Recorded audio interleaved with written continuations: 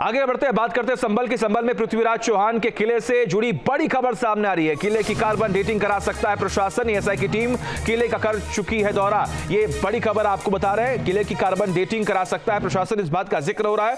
हालांकि कई दिनों से वहां पर लगातार टीम जो है वो सर्वे कर रही है।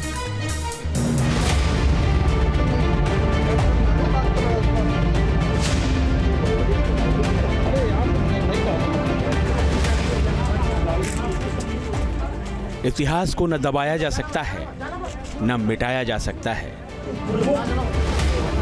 हाँ, इतना जरूर है कि वक्त की धूल उसकी चमक को थोड़ी देर के लिए धूमिल जरूर कर देती है।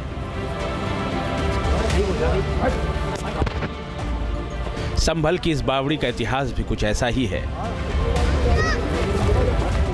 कमलपुर सराय के जंगल में मिली है ये बावड़ी। कभी हिंदू शासक पृथ्वीराज चौहान का ठौर हुआ करती थी।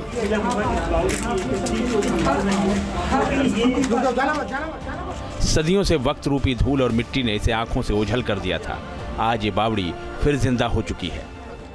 वास्तव में ये ऐतिहासिक धरोहर है और दुनिया के सामने ये ऐतिहासिक धरोहर जब निकल के आएगी इसका अलग ही रूप दिखेगा और हम उसके वक्त का इंतजार कर रहे हैं कि कितनी जल्दी इसकी खुदाई समाप्त होती है और इसका रूप जो है ऐतिहासिक रूप है वो दुनिया के सामने उजागर हो।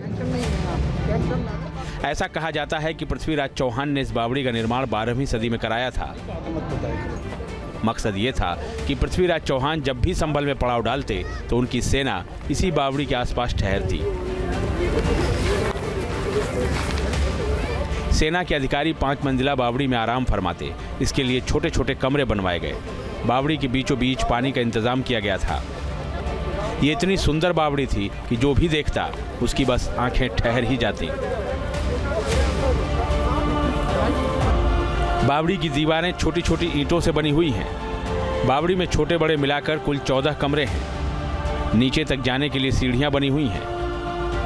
बैठने के लिए ऐसे कमरे मिले हैं जो चौड़े थे और हवादार भी। रोशनी और हवा के लिए खिड़कियां बनी हुई हैं। बावड़ी की वीरानी ने चोरों को अपनी तरफ आकर्षित किया और वे इसी की गोद में छुपकर सिपाहियों से अपनी जान बचाने लगे। चोरी और लूट के बाद चोर डाकू इस बावड़ी में आते और लूट का सामान आपस में बांट लेते। इसलिए इस बावड़ी का नाम पड़ गया चोर कुआं।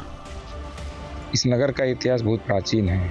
स्कंद पुराण हो, विष्णु पुराण हो, महाभारत काल का जो इतिहास है, उसके बाद में लगातार पृथ्वीराज चौहान की ये द्वितीय राजधानी रहा, तो एक लंबा इतिहास है यहाँ पे।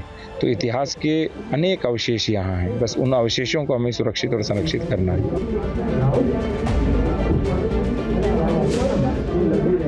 ये बावड़ी 19वीं सदी की शुरुआत में अंग्रेजों की नाकों में दम करने वाले सुल्ताना डाकू की पनाहगार बनी।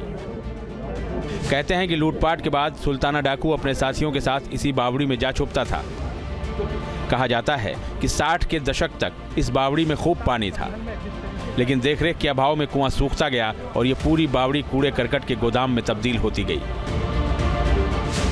पूरी तरह बदहाल हो चुकी ये बावड़ी अब सिर्फ 2 मंजिला रह गई है।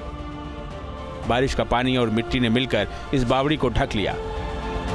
अब इस बावड़ी के दिन लौट रहे हैं। खंडहर ही सही, विरासत तो है और इस विरासत को महफूज रखना हमारी जिम्मेदारी भी है। Team news nation. News nation अब व्हाट्सएप पर खबरों के ताजा अपडेट के लिए न्यूज़ नेशन के इस QR कोड को स्कैन करें।